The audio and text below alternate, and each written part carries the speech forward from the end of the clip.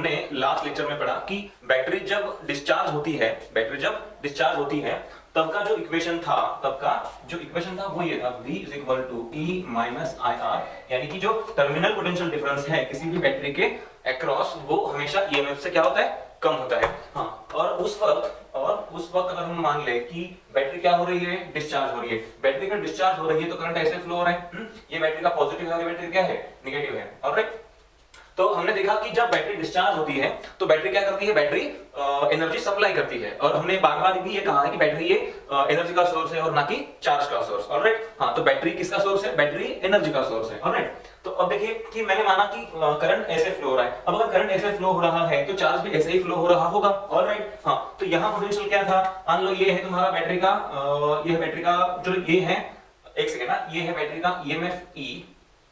चलो EMF से पहले ये हम मानते हैं, क्या मानते हैं कि ये मान लीजिए ये है तुम्हारा इंटरनल रेजिस्टेंस, ये क्या है, इंटरनल रेजिस्टेंस, ये तुम्हारा क्या है, ये EMF है। ऑलराइट, अब सुनिए कि जब चार्ज इधर से आएगा तो उसके पास कोई एनर्जी नहीं है, तो जब चार्ज बैटरी के अंदर एंटर करेगा तो क्या करेगा, बैटरी जो है उस चार्ज को एनर्जी देगी, और वो एनर्जी कहां ट्रांसफर करेगा, रेजिस्टेंस को ट्रांसफर करेगा। बात सही है। ऑलराइट, अब सुनिए, हमें पता है, हमें क्या पता है, चलो इसी क्वेश्चन को, इसी फिगर को मैं थोड़ा अलग तरह से तुमको एक्सप्लेन करता हूं। देखो, चलो मान लो कि ये तुम्हारे बैटरी के टर्मिनल्स है, ये क्या है, तुम्हारे बैटरी के टर्मिनल्स है, और इसमें इन दोनों के बीच में जो पोटेंशियल डिफरेंस है, वो कितना है, वो V है, मतलब यहाँ V तो यहाँ 0। ओके, ये पॉजिटिव, ये नेगेटिव। ऑलराइट, अब मैं किसकी बात कर रहा हूँ, मैं बात कर रहा हूँ टर्मिनल पोटेंशियल डिफरेंस की, यानी कि इस V की मैं बात कर रहा हूँ। ऑलराइट, तो सुनो, अगर यहाँ पे कोई चार्ज आएगा, मान लो 1 कूलम चार्ज आएगा, कहाँ कितना आएगा चार्ज, 1 कूलम, तो यहाँ पे पोटेंशियल 0 होने की वजह से इस चार्ज के पास कोई एनर्जी नहीं है, क्योंकि 1 into 0 कितना हो जाएगा, 0, तो यहाँ कोई एनर्जी नहीं है, तो ये बिना एनर्जी वाला जब चार्ज यहाँ पे एंटर करता है तो बैटरी उस पे फोर्स लगाती है, और उसको एनर्जी देती है। अब उसको कितनी एनर्जी मिलती है, उसको एनर्जी मिलती है Q into V, मतलब E is equal to, या फिर मैं बोल सकता हूँ W मतलब क्या है, एनर्जी, तो W is equal to what, Q into V। अब अगर चार्ज मान लो 1 कूलम है, ये V वोल्ट की बैटरी है, तो W इक्वल क्या हुआ, 1V, मतलब इतनी एनर्जी उसको मिली, कितनी मिली, 1V, या फिर जो भी है, तो इतनी एनर्जी उस चार्ज को मिली, और ये एनर्जी चार्ज कहां पे ट्रांसफर करेगा, रेजिस्टेंस को ट्रांसफर करेगा। बात समझ में आई। तो ये कब होता है, ये होता है डिस्चार्जिंग के वक्त, किसके, बैटरी के डिस्चार्जिंग के वक्त। और अब हमें पता है कि जब बैटरी चार्ज होती है तब का इक्वेशन है E प्लस IR, क्या है, E प्लस IR, और तब क्या होता है, तब थोड़ा प्रोसेस जो है वो उल्टा होता है। जब यहाँ पे करंट ऐसे बह रहा था, तो यहाँ पे करंट ऐसे बहता है बैटरी से पॉजिटिव से लेकर नेगेटिव तक, ये इस तरह से, ये अंदर से, समझ रहे हो बात को।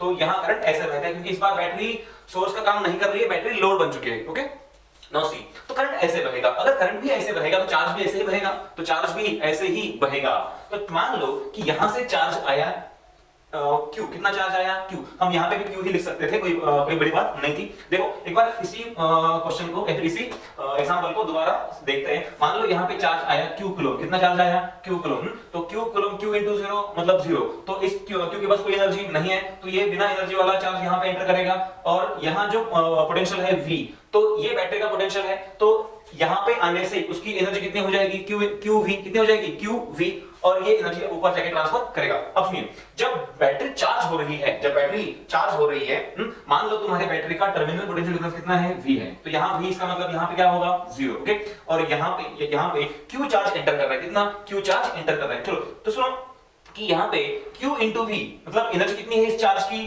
Q into V, जैसे यहाँ पे Q into 0 0 हुआ था, मतलब 0 एनर्जी लेके आया था। ओके, वैसे यहाँ पे क्या हुआ, Q into V मतलब QV, मतलब चार्ज आते वक्त कितनी एनर्जी लेके आ रहा है, Q into V, है ना, तो Q into V एनर्जी लेके आएगा बैटरी में।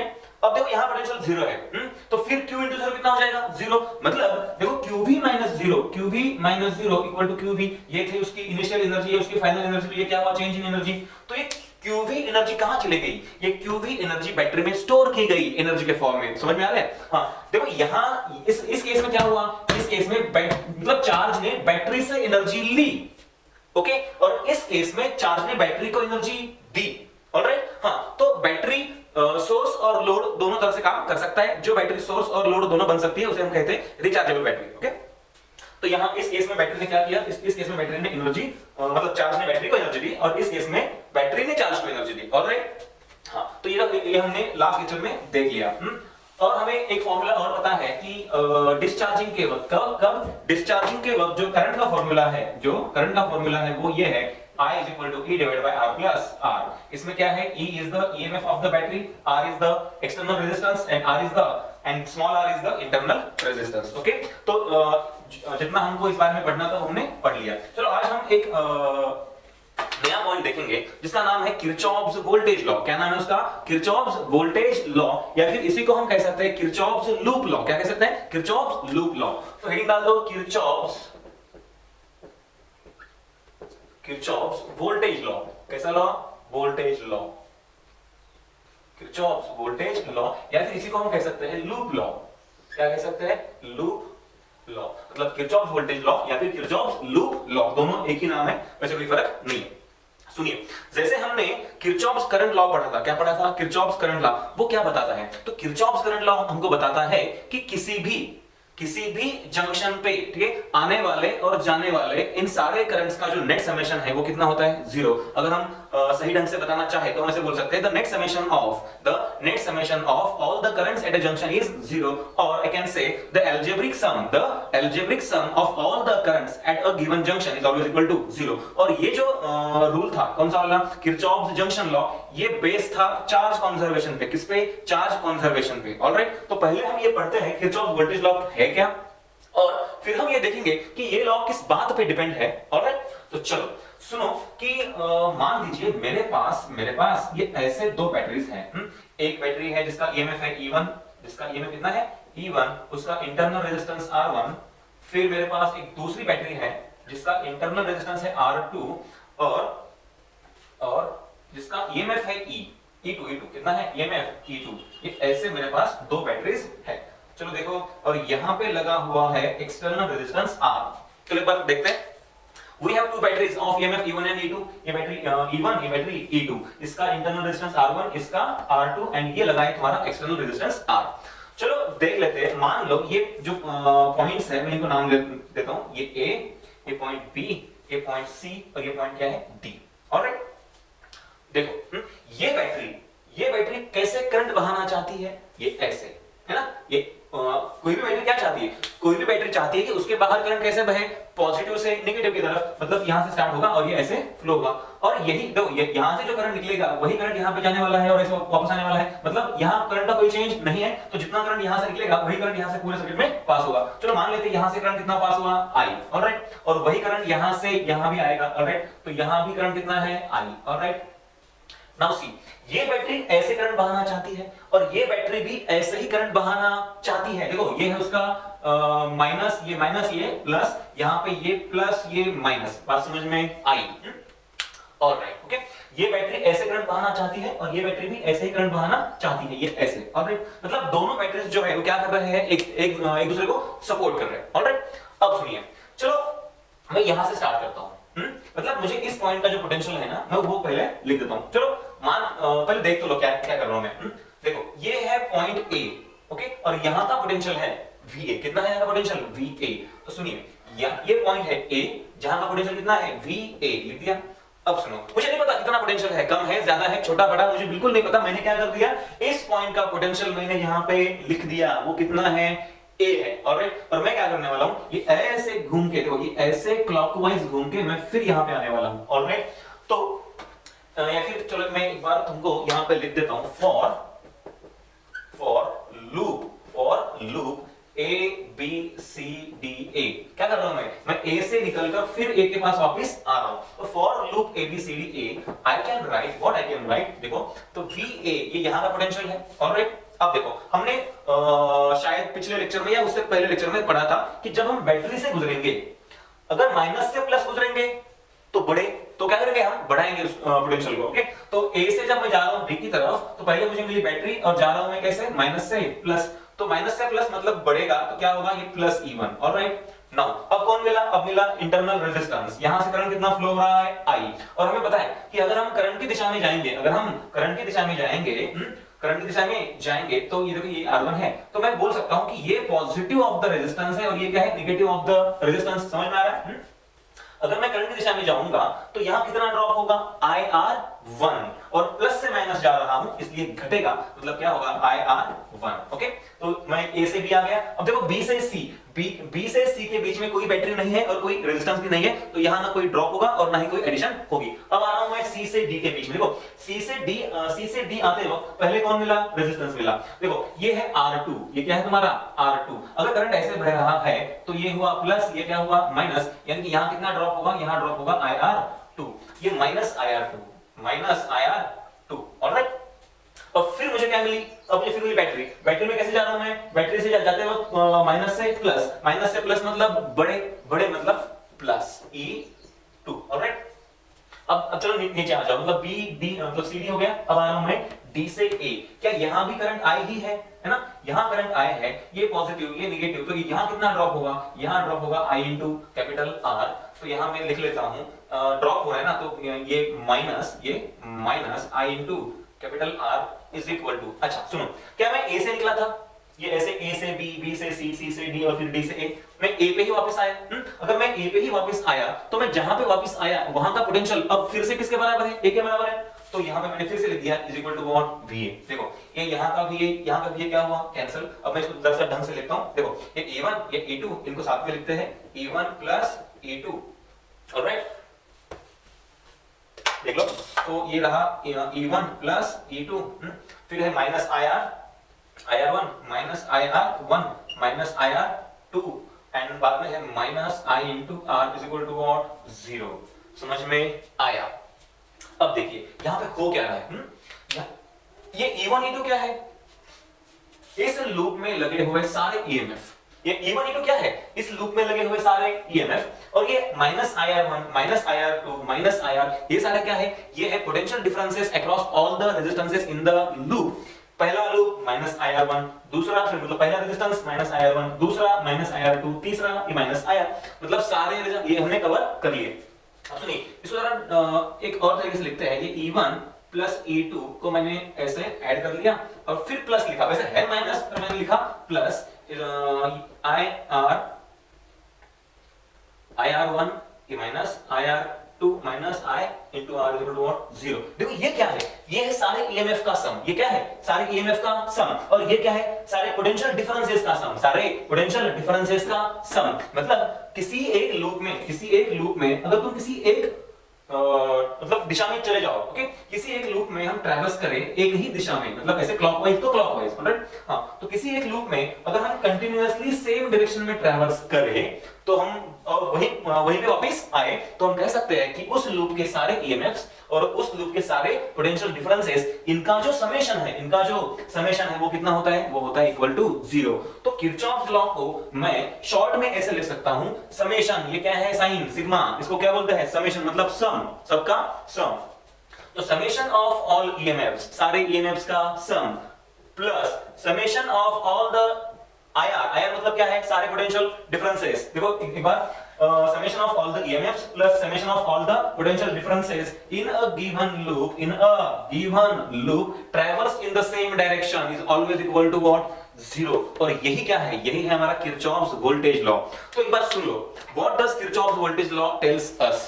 किरचॉफ्स वोल्टेज लॉ हमें यह कहता है किसी भी एक लूप में अगर एक ही दिशा में घूमो और वहीं पे वापस आओ तो उस लूप में लगे हुए सारे EMFs प्लस उस लूप में होने वाले सारे potential differences across the resistances, इनका नेट समेशन क्या होता है, 0 होता है। मतलब summation of all the EMFs plus summation of all the potential differences is equal to what, 0, and this is what Kirchhoff's voltage law.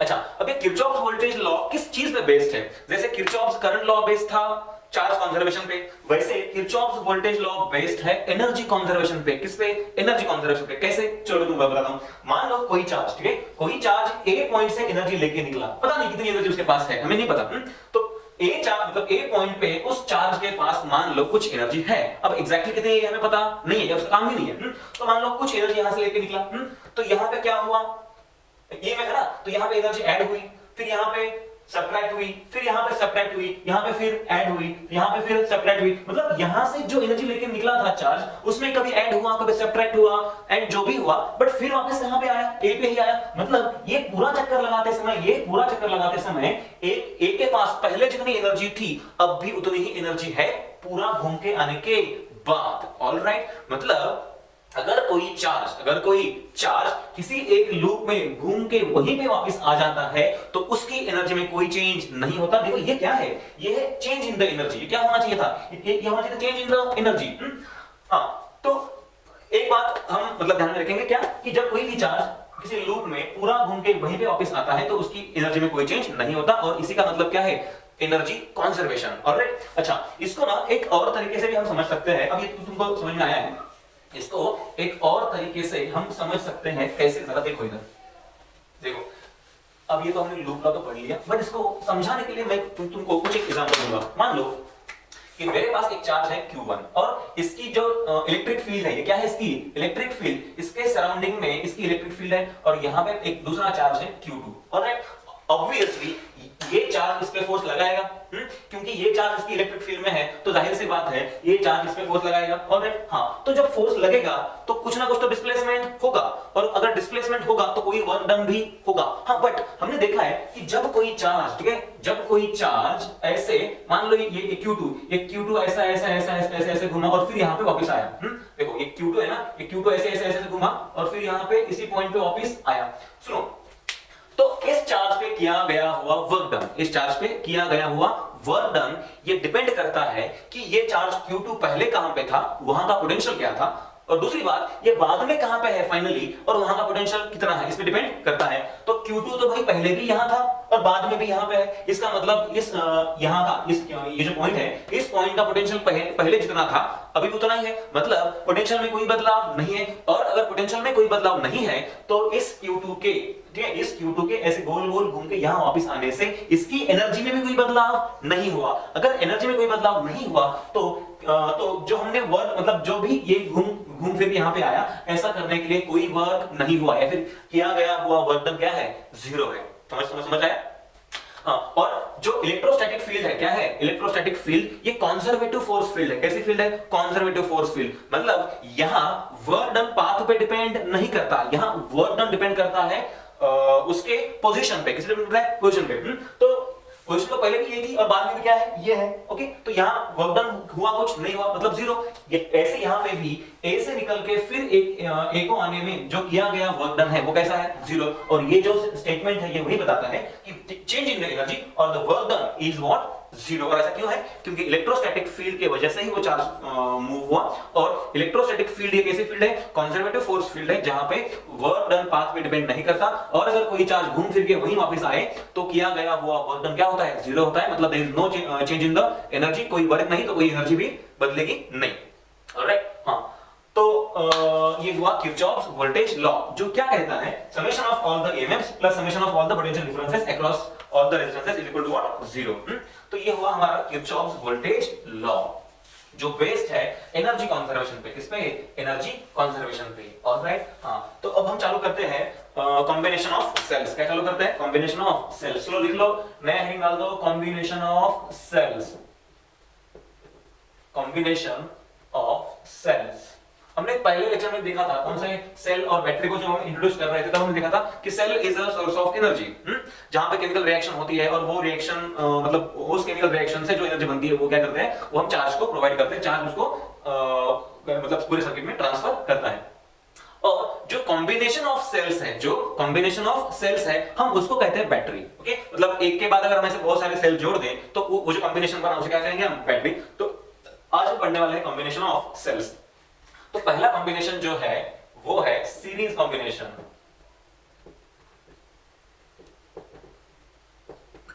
Series combination of sales.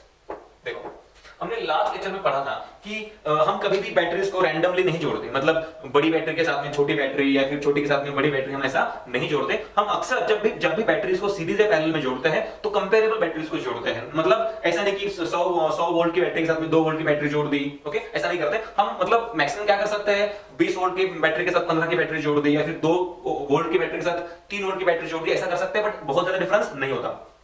हाँ, तो combination का पहला जो टाइप है वो क्या है, सीरीज कॉम्बिनेशन ऑफ सेल्स। तो चलो देख लो कि मान लो मेरे पास ऐसे n बैटरीज है, n मतलब ये ऐसे,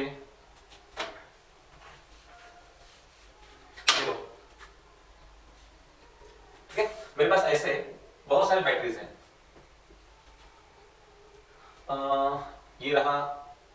R1 नहीं, एक काम करते हैं, इसको जरा ढंग से निकालते हैं, ऐसे बात नहीं बनेगी। देखो ये है बैटरी E1, इसका इंटरनल रेजिस्टेंस R1, ये है बैटरी E2, इसका इंटरनल रेजिस्टेंस R2, और ऐसे मैंने बहुत सारे बैटरीज जोड़े हैं। ओके, ऐसे मैंने बहुत सारे बैटरीज जोड़े हैं, और फाइनली जो लास्ट वाला बैटरी है वो है बैटरी EN, जिसका इंटरनल रेजिस्टेंस कितना है RN। समझ में आ रहा है? देखो, तो ऐसे मेरे पास बहुत सारे बैटरीज हैं, और इन सारी बैटरीज को मैंने ऐसे सर्किट में जोड़ा है, किसी एक्सटर्नल रेजिस्टेंस R को। किसको जोड़ा है? किसी एक्सटर्नल रेजिस्टेंस R को मैंने ऐसे जोड़ा है। ऑलराइट, देखिए, so this is series combination of cells. ये देखो, ये क्या है? ये है E1 EMF वाला बैटरी, ये है E2 EMF वाला बैटरी, और ऐसे मैंने बहुत सारे बैटरीज जोड़े हैं। कितने बैटरीज जोड़े हैं? N बैटरीज जोड़े हैं मैंने। कितने जोड़े हैं? N batteries. जो बैटरी E1 है उसका इंटरनल है R1, इसका इंटरनल R2, और ये लास्ट वाला बैटरी क्या है? RN। ये डॉट डॉट डॉट का क्या मतलब है? मतलब यहाँ पे ऐसे बहुत सारी बैटरीज हमने जोड़ी हुई है। अब देखिए, अब मान लीजिए यहां से कुछ करंट फ्लो होगा I। कितना करंट फ्लो होगा? अब कुछ ना कुछ करंट फ्लो होगा I, तो ये रहा तुम्हारा करंट फ्लो होने वाला I। अब देखिए, ये बैटरी कैसे करंट बहाना चाहती है? ये ऐसे है ना, ये इस तरफ। ऑलराइट, ये ऐसे इस तरफ। अच्छा, मान लो यहां से करंट निकला I, तो यहां से कितना निकलेगा I, यहां से भी I, एंड सो ऑन, मतलब पूरे ब्रांच में कितना करंट फ्लो होगा? I करंट फ्लो होगा। ऑलराइट, ये ऐसे करंट ऐसे I फ्लो होता रहेगा। अब देखिए, ये बैटरी चाहती है करंट ऐसे बहे, ये बैटरी भी चाहती है करंट ऐसे ही बहे, और सारी बैटरीज भी चाहती है कि करंट ऐसे ही बहे। इसका मतलब है ये सारे बैटरीज जो है वो एक दूसरे को क्या कर रहे हैं? सपोर्ट कर रहे हैं। और हमने पिछले लेक्चर्स में देखा था कि अगर सर्किट के किसी एक सिंगल ब्रांच में अगर बहुत ज्यादा बैटरीज और बहुत ज्यादा रेजिस्टेंसेस होंगे, तो हम उन सारे बैटरीज को और उन सारे रेजिस्टेंस को एक जगह पे लिख सकते हैं। अब चलो काउंट करते हैं कि E इक्विवेलेंट, क्या E इक्विवेलेंट मतलब नेट EMF। कैसा EMF? Net EMF। तो हम इन सबको साथ में लिख सकते हैं। ओके, तो मैं इनको लिख सकता हूं E equal to E1 plus E2 plus E3 plus dot dot dot dot dot क्या EN, और ये है इक्वेशन, ये है formula for the equivalent EMF of the series combination. कुछ करना कुछ नहीं है, बस सारे बैटरीज का जो EMF को क्या कर देना है? ऐड कर देना है, और वही हमारा आंसर है। कैसा? Equivalent EMF। ऑलराइट, अब दूसरी बात, अब बचा R इक्विवेलेंट। R मतलब कौन? इंटरनल रेजिस्टेंसेस का इक्विवेलेंट। देखो, इसका है R1, इसका है R2, इसका है क्या? RN। ऑलराइट, यानी कि इसका जो सिंपलीफाइड सर्किट है वो कैसे हो सकता है? जरा एक बार देख लो। मतलब मैंने अभी कहा कि सारी बैटरीज को एक जगह पे निकाल दो, सारे रेजिस्टेंस को एक जगह पे निकाल दो, तो ये ऐसे होगा। ये देखो, बैटरी E1, फिर बैटरी E2, फिर बैटरी E3, फिर बैटरी ऐसे E4 डॉट डॉट डॉट, और ये लास्ट वाली बैटरी EN। और फिर कौन बचे? अब बचे रेजिस्टेंस, ये R1, फिर ये R2, फिर ये R3, और ये ऐसे dot dot dot dot, finally कौन आएगा यहाँ पे? RN। सुनो, ये बैटरी E1, ये E2, ये E3, ये E4, और ये फाइनली EN। मतलब अगर सब साथ में है तो इन सबको साथ में जोड़ दो, जोड़ दिया। और ये R भी सब साथ में ही है, मतलब सीरीज में है, तो इनको भी साथ में जोड़ सकते हैं। तो मैं लिख सकता हूं R equivalent is equal to what? R1 plus R2 plus R3 plus dot dot dot dot dot plus RN। मतलब सबका समेशन जो होगा वही क्या होगा? इसका नेट इंटरनल रेजिस्टेंस। बात समझ में आई? इसमें कोई शक नहीं है। अब देखो, अगर मुझे कोई पूछ ले कि what is the value of I, तो मैं इस I की वैल्यू को लिख सकता हूं। क्या लिख सकता हूं? जरा देख लेना कि I इज इक्वल टू हमारा जो जनरल फॉर्मूला है वो क्या है? I इज इक्वल टू हमारा फॉर्मूला है E divide by R plus R। अब ये E कौन है? ये E है, E इक्विवेलेंट, जो किसका समेशन है? जो इन सारे टर्म्स का समेशन है। तो मैं इसको सिंपलीफाइड फॉर्म में ऐसे लिख सकता हूं, it is the summation of, ये क्या है? Summation, it is the summation of all EI। ये EI क्या है? ये समेशन का टर्म है। ओके, I मतलब ये I क्या हो सकता है? ये I हो सकता है 1, मतलब 2, 3, 4 and dot dot dot dot n। तो I है वो नंबर जो मैंने यहां पे लिखा है, ये 1 2 3 4 5 वो है। ओके, और डिवाइड बाय R। अब ये R कौन है? ये इंटरनल रेजिस्टेंस है सारी बैटरीज का इक्विवेलेंट। ओके, तो ये R1 R2 R3 RN, मतलब ये भी क्या है? सबका समेशन। तो मैं यहां पे ले सकता हूं summation of all the internal resistances R। ये क्या है? समेशन मतलब addition. Okay, so this is the way we combine batteries in series combination. Alright, तो हम आगे पढ़ेंगे पैरेलल कॉम्बिनेशन ऑफ बैटरीज। क्या पढ़ेंगे? या फिर पैरेलल कॉम्बिनेशन ऑफ सेल्स। हम पढ़ेंगे पैरेलल कॉम्बिनेशन ऑफ सेल्स। देखो, parallel combination combination of cells पढ़ने से पहले मैं एक सिंपल सा प्रॉब्लम तुमसे कराता हूं। ये किसी साल जेई मेन में पूछा गया था। एक सिंपल सा प्रॉब्लम है। क्या प्रॉब्लम है सुनो। n आइडेंटिकल बैटरीज, प्रॉब्लम आप लिख सकते हो अगर चाहो तो। देखो n identical batteries, n identical batteries या फिर सेल्स नहीं बोल सकते हो, चलो सेल्स बोलते हैं इसको। n identical sales of EMF E and internal resistance R and internal resistance small r are connected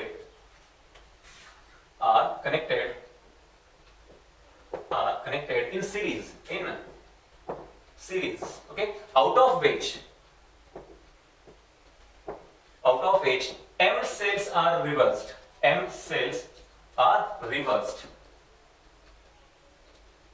okay. Find the equivalent EMF, and equivalent resistance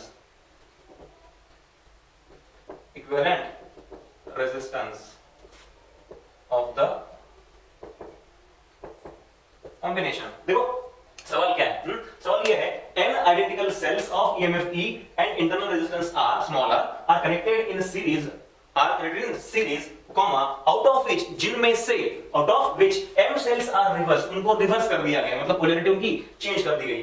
find the equivalent EMF and equivalent resistance of the combination. सवाल आपने लिख लिया होगा, okay. तो मैं इस सवाल को यहां से निकाल देता हूं। अब सुनिए जरा ध्यान से। हमारे पास n सेल्स है आइडेंटिकल। कैसे? n आइडेंटिकल सेल्स है और उसमें से मतलब उन सबको क्या जोड़ा है? उन सबको सीरीज में जोड़ दिया है, सीरीज में, ओके। हाँ, बट जोड़ते समय क्या कर दिया कि उसमें से n में से m नंबर ऑफ सेल्स, ठीक है। मान लीजिए 100 में से 4 या फिर 100 में से 5 ऐसा कर सकते हैं, ठीक है। हाँ, तो n में से m नंबर ऑफ सेल्स को क्या कर दिया? रिवर्स कर दिया या फिर उनकी पोलैरिटी चेंज कर दी। अब पूछा है कि वो जो कॉम्बिनेशन बना, ये जो कॉम्बिनेशन बना, इस कॉम्बिनेशन का नेट ईएमएफ या फिर इक्विवेलेंट ईएमएफ कितना होगा? ऑलराइट, चलो इसको समझने के लिए मैं आपको ना एक सिंपल एग्जांपल देता हूं। कौन सा वाला एग्जांपल देता हूं? देखो, मान लीजिए मेरे पास ऐसे कुछ बैटरीज है, ये चलो मान लेते हैं कुछ 2 ओम की बैटरी है। कितने ओम की बैटरी है? 2 ओम। चलो एक और जोड़ देते हैं, 2 ओम ने 2 वोल्ट, ये 2 वोल्ट, ये 2 वोल्ट, ये 2 वोल्ट, ये 2 वोल्ट और ये भी क्या है? 2 वोल्ट। और ये पॉइंट है A और ये पॉइंट क्या है? B। ऐसे मैंने A और B के बीच में कितने 1 2 3 4 5 बैटरी सीरीज में जोड़ दी है। ऑफ कोर्स ये क्या करेंगे? एक दूसरे को सपोर्ट करेंगे, ऑलराइट। अब फिर ऐसा करते तो क्या होता, ये हम पहले पढ़ेंगे और फिर जाएंगे उस प्रॉब्लम के पास, उसको सॉल्व करने के लिए। पहले इसको देखो। चलो अगर मैं बोलूं कि यहां से स्टार्ट करता हूं, ऑब्वियसली करंट ऐसे फ्लो होगा, करंट तो ऐसे ही फ्लो होगा। अगर मैं यहां से स्टार्ट करता हूं, देखो तो ये पहले बैटरी कौन सी मिली? ये मिली। माइनस से प्लस मतलब +2, माइनस से +2 और ऐसे कितनी बार? 1 2 3 4 5, तो +2 +2 +2 +2 +2 हुआ 5। हां, तो ये 5 और मैं यहां पे आया। अब तो यहां पे कितना पोटेंशियल है? VB is equal to what? VB, alright. तो मैं लिख सकता हूं VA, ओके, VA प्लस, ठीक है, प्लस ये 2 + 2 कितना हो जाएगा? एक बार देखना है सब, देखो। हां, तो ये 2 + 2 कितनी बार? 5 बार, तो ये हो जाएगा +10 is equal to what? VB, alright. सुनो, VA ये 2 2 2 2 कितना हुआ? 10 is equal to what? VB। क्या इस इक्वेशन को मैं ऐसे रिप्रेजेंट कर सकता हूं? देखिए, ये ऐसे, ये पॉइंट B है, ये पॉइंट A है और यहां बैटरी लगी है 10 वोल्ट की। कितनी बैटरी लगी है यहां पे? 10 वोल्ट की। थोड़ा ऊपर लिखता हूं, शायद दिखाई नहीं देगा। और ये बैटरी लगी है कितनी? 10 वोल्ट की। क्या ये वाला सर्किट और ये वाला सर्किट सेम है? बिल्कुल सेम है, क्योंकि क्या यही इक्वेशन ये इक्वेशन है, कोई फर्क नहीं है। और अगर यहां पे 10 है तो मैं ऐसे यहां पे 10 वोल्ट की बैटरी लगाकर भी जब देखूंगा तो भी ये वही होगा जो पहले था। ये माइनस प्लस, देखो अगर मैं यहां से स्टार्ट करता हूं तो कैसे करोगे? VA, ये माइनस से प्लस मतलब +10 इक्वल टू व्हाट? VB। तो ये और ये कोई अलग नहीं है। समझ में तो आया? अब देखो, इसी जगह पे अगर इस बैटरी को मैं रिवर्स जोड़ता, कैसे जोड़ता? रिवर्स, यानी कि उल्टा जोड़ता। उल्टा मतलब ये ऐसे, ये है बैटरी का पॉजिटिव और ये बैटरी का नेगेटिव। ऐसे अगर होता तो इस बैटरी के बारे में हम कैसे गुजरते? ये प्लस से माइनस। अगर इस बैटरी से प्लस से माइनस गुजरते तो शायद यहां पे आ गया होता -2, ऑलराइट। +2 -2 हो गया प्लस टू माइनस 2 0, मतलब इन तीनों का एडिशन क्या हो जाता, ये हो जाता 6, और अगर ये 6 हो जाता तो यहाँ पे कितना आता 6 वोल्ट। जरा ध्यान देने वाली बात ये है कि हमने एक ही बैटरी को उल्टा किया, या फिर एक ही बैटरी को हमने रिवर्स किया, बट 1-2 वोल्ट की बैटरी को रिवर्स करने से 4 वोल्ट का पोटेंशियल डिफरेंस कम हुआ। समझ में आ रहा है क्या? मतलब अगर मैं एक बैटरी को रिवर्स करता हूं तो दुगना पोटेंशियल डिफरेंस कम होता है। कितना? दुगना। देखो तो एक का कितना था, एक ऐसे लिखते हैं, देखो एक बैटरी को रिवर्स किया जिसका कितना था पोटेंशियल डिफरेंस, 2 वोल्ट था, बट ऐसा करने से 4 वोल्ट का ड्रॉप कम हुआ। कितना? कितने वोल्ट का? 4 वोल्ट का। मतलब 2 वोल्ट की बैटरी को रिवर्स करता हूं तो 2 2 4 वोल्ट का पोटेंशियल डिफरेंस घटता है, कम होता है। क्या हम इसको ऐसा मान सकते हैं कि रिवर्स किया गया हुआ हर बैटरी अपने साथ दूसरे बैटरी को लेके भी मरता है? मतलब वो अकेले नहीं मरता, वो अपने साथ दूसरी एक बैटरी लेके मरता है। तो यही हमारे सवाल का आंसर होगा। अब देखिए हमने जो सवाल पूछा था उसमें कितने बैटरीज थे, उसमें बैटरीज थे n, बिल्कुल इक्वल ईएमएफ के बैटरीज थे। कितने थे? n। सुनो, अगर n इक्वल बैटरीज को, अगर n इक्वल सिमिलर बैटरीज को हम जोड़ते तो हमारा आंसर होता n इंटू वॉट e। तो नेट ईएमएफ कितना होता? ne। हाँ बट इतना नहीं है, तो कितना घटा? तो हमने देखा कि अगर हम m बैटरीज को रिवर्स करते हैं, कितने m बैटरीज को रिवर्स करते हैं, तो जो घटेगा वो होगा m, मतलब 2m। कितना? 2m।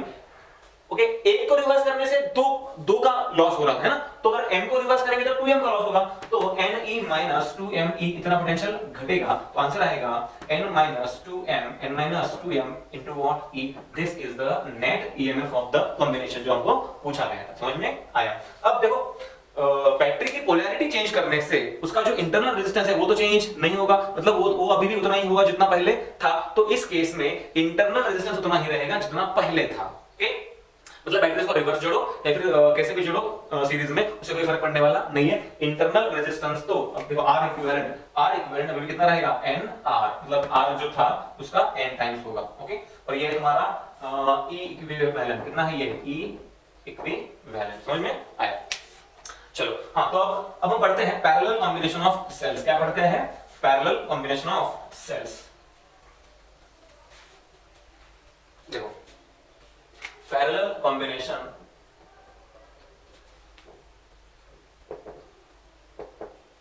कॉम्बिनेशन ऑफ सेल्स सी। मैं क्या कर रहा हूं, मैं अभी एग्जांपल के तौर पर सिर्फ 2 सेल्स लूंगा, बहुत ज्यादा नहीं लूंगा ताकि हमको उसको सिंपलीफाई कर सके। मैं सिर्फ 2 सेल्स लूंगा, ये ऐसे देखना है आपको केयरफुली। ये देखो ये सेल है E1, क्या है ये? E1, इसका इंटरनल रेजिस्टेंस क्या है? R1। ये दूसरा सेल है E2, क्या है ये? E2, जिसका इंटरनल रेजिस्टेंस है R2, और इन दोनों को हमने ऐसे पैरेलल में जोड़ रखा है। किसके अक्रॉस? किसी एक एक्सटर्नल रेजिस्टेंस के अक्रॉस। ये देखो, और यहां पे लगा हुआ है एक्सटर्नल रेजिस्टेंस R। ऑलराइट, सी मेरे पास 2 सेल्स हैं, सेल E1, सेल E2। ये इसका माइनस प्लस, ये माइनस प्लस। ऑलराइट, देखो अगर हम इस बैटरी की बात करें तो ये बैटरी ऐसे करंट बहाना चाहती है और ये बैटरी भी ऐसे ही करंट बहाना चाहती है। तो मान लो इस बैटरी ने करंट फ्लो किया I1, इसने करंट फ्लो किया I2, और ये I1 प्लस I2 मिलकर यहाँ पे क्या हुआ? I। तो ये जो I करंट है ये ऐसे ही फ्लो होकर यहाँ पे आएगा, कितना? ये करंट I। ऑलराइट, अब चलो इसको नाम देते हैं इस सर्किट को। मान लीजिए ये पॉइंट है A, ये पॉइंट कौन सा है? A। ये पॉइंट A है, ये वाला पॉइंट है X, ये वाला पॉइंट है Y, ये B, ये C और ये D। ऑलराइट, देखो हमने किरचॉफ्स वोल्टेज लॉ पढ़ा। क्या पढ़ा? Kirchhoff's voltage law. ये जो लॉ है वो क्या कहता है? किसी भी एक लूप के अक्रॉस जितने भी ईएमएफ्स है उनका सम प्लस जितने भी पोटेंशियल डिफरेंसेस है उनका सम, ये क्या होता है? ये 0 होता है। पहले किरचॉफ्स वोल्टेज लॉ में अप्लाई करूंगा इस लूप के लिए। कौन सा वाला लूप? देखो A के बाद X, फिर B, फिर C, D, A। तो पहले किरचॉफ्स वोल्टेज लॉ में अप्लाई करूंगा इस लूप के लिए। A के बाद X, इस पॉइंट कॉलम में A X B, फिर C D A। पहले अप्लाई कर रहा हूं इस लूप को। कौन सा loop? A X B C D A। इस लूप का देखो, तो जब मैं किरचॉफ्स वोल्टेज लॉ इस लूप को अप्लाई करूंगा, कौन सा? एक बार देखो A से लेकर फिर कहां पे X, यहां से B C D और फिर वापस A पे। और आपको मेरी हेल्प करनी है। चलो ए से निकले, जब ए से निकला हूं तो यहां कितना करंट फ्लो हो रहा है I1, यहां कितना फ्लो हो रहा है I2, क्योंकि ये आगे ही I1 है ना। हाँ, तो जब ए से निकलता हूं तो पहले कौन मिला मुझको, पहले कौन मिला मुझको, ईएमएफ। क्या मिला, ईएमएफ कैसा है, माइनस से प्लस, तो मैं इसको लिख सकता हूं E1। क्या लिख सकता हूं इसको, E1, मतलब summation of all the EMF and summation of all the resistance हमको लिखना है। तो पहले मिला E1।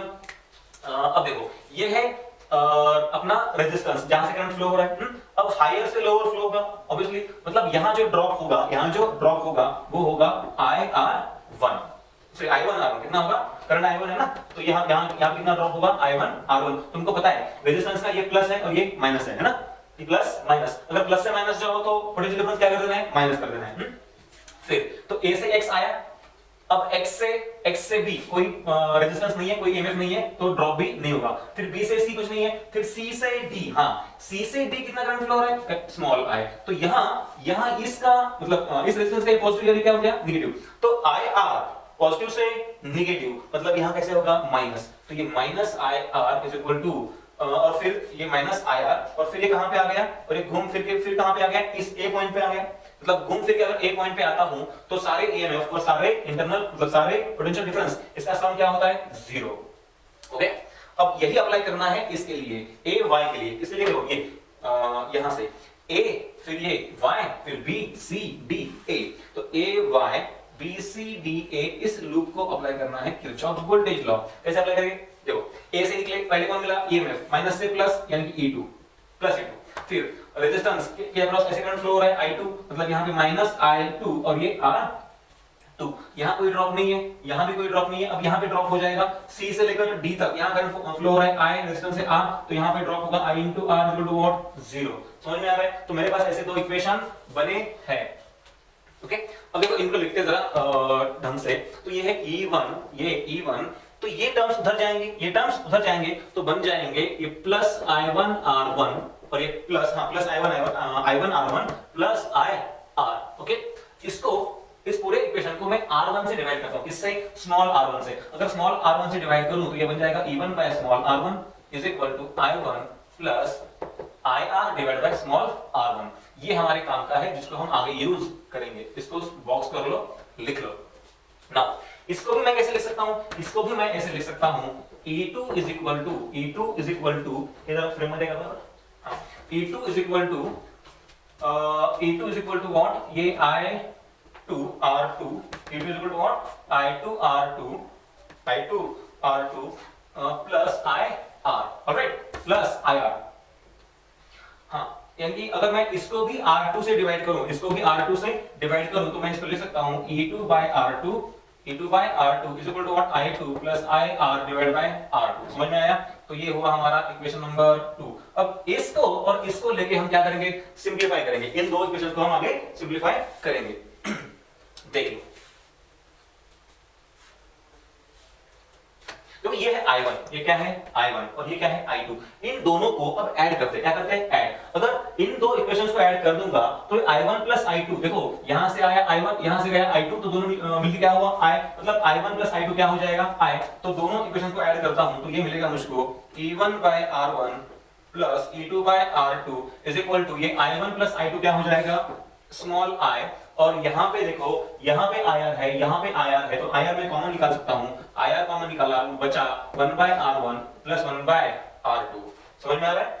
हाँ, अब देखिए कि अगर मुझे I निकालना हो, क्या निकालना हो, I, मुझे अगर I निकालना हो तो कैसे निकाल सकता हूं, जरा देखो यहां पे। अगर ये फिगर निकाल लिया हो तो मैं ये जो है बोर्ड को साफ ही कर देता हूं, कोई जरूरत नहीं है इस फिगर की, कोई काम नहीं बचेगा इसका।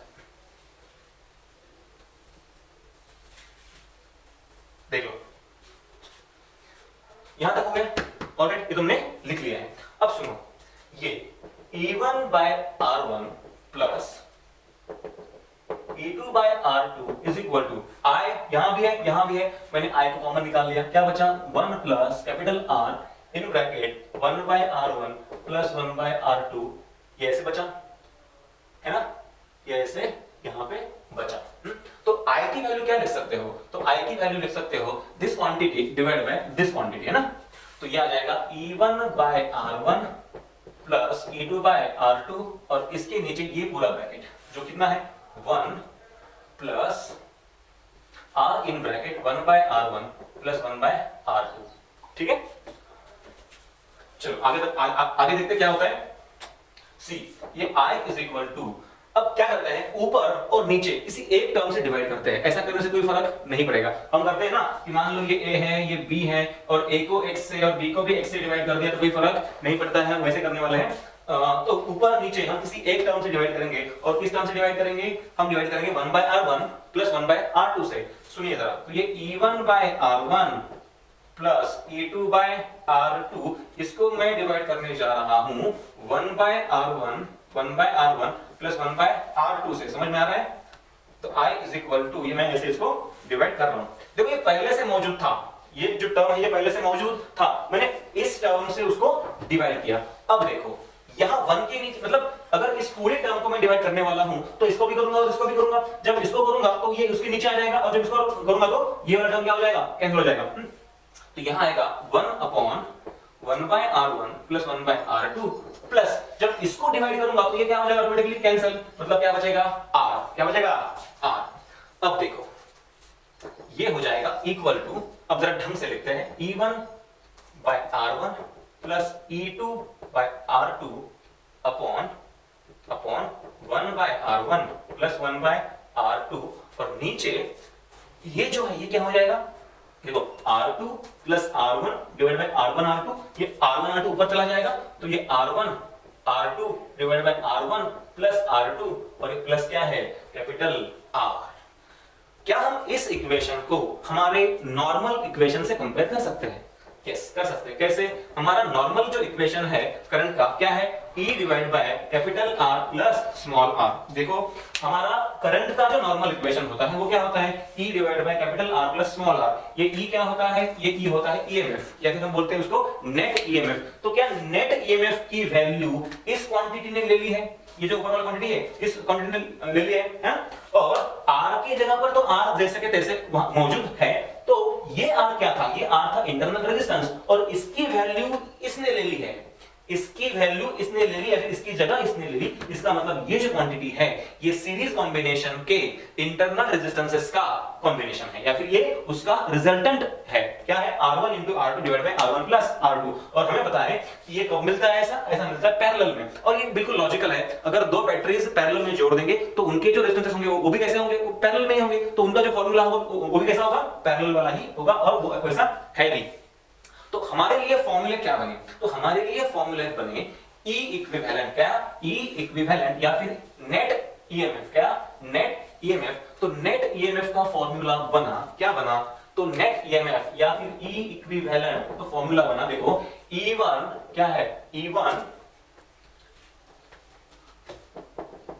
फॉर्मूला बना E1 by R1 plus E2 by R2 plus अगर ऐसे बहुत सारे हैं तो E3 bye R3 divide by, देखो ये इसको डिवाइड कौन है, 1 by R1 plus 1 by R2 plus 1 by R3। अगर 3 होते तो ऐसा 4 होते तो तुम 4 टर्म्स लिख सकते हो, और अगर ऐसे बहुत सारे होते तो बहुत सारे टर्म्स भी तुम लिख सकते हो। ओके, इसमें कोई डाउट नहीं है। अब और आगे क्या बचा, R इक्विवेलेंट, मतलब कैसा, इंटरनल रेजिस्टेंस का इक्विवेलेंट।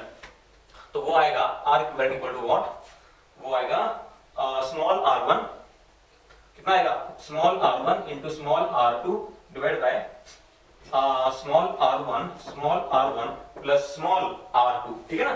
या फिर मैं इसी को ऐसे लिख सकता हूं, 1 upon r equivalent is equal to 1 upon r1 plus 1 upon r2 plus dot dot dot. ऐसे बहुत सारे रेजिस्टेंस हो सकते हैं। अगर 2 है तो 2 के लिए ये फॉर्मूला यूज कर सकते हैं। अगर 2 से ज्यादा बैटरी जोड़ देंगे तो ये फॉर्मूला यूज करना पड़ेगा, कौन सा, 1 by r1 plus 1 by r2 plus 1 by r3 plus dot dot dot dot 1 by rn। Alright, तो हमें ये मिला कि इक्विवेलेंट EMF ऐसे निकालना है, कैसे, E1 R1 E2 R2 E3 R3, उसके नीचे क्या है, 1 by R1 1 by R2 1 by R3। तो ये फॉर्मूला है हमारे इक्विवेलेंट रेजिस्टेंस का, और ये फॉर्मूला है नेट EMF का। ओके, देखो अगर हमें एक प्रॉब्लम पूछे, क्या पूछे कि n आइडेंटिकल बैटरीज, कितने n आइडेंटिकल बैटरीज पैरेलल में जोड़े हैं। कैसे जोड़े हैं? पैरेलल में। n आइडेंटिकल बैटरीज अगर पैरेलल में जोड़े तो उन्होंने पूछा है कि find the net EMF, find the net EMF and the net internal resistance. तो नेट ईएमएफ कैसा निकालना है और कितने बैटरीज जोड़े हैं? n बैटरीज जोड़े हैं। तो ई नेट होगा और बैटरीज आइडेंटिकल है जिनका सबका ईएमएफ ई है और सबका आर कितना है? Small r. तो ऐसे होगा ये e by small r plus e by small r plus e by small r, ऐसे डॉट डॉट डॉट कितनी बार? ऐसे n times e by small are.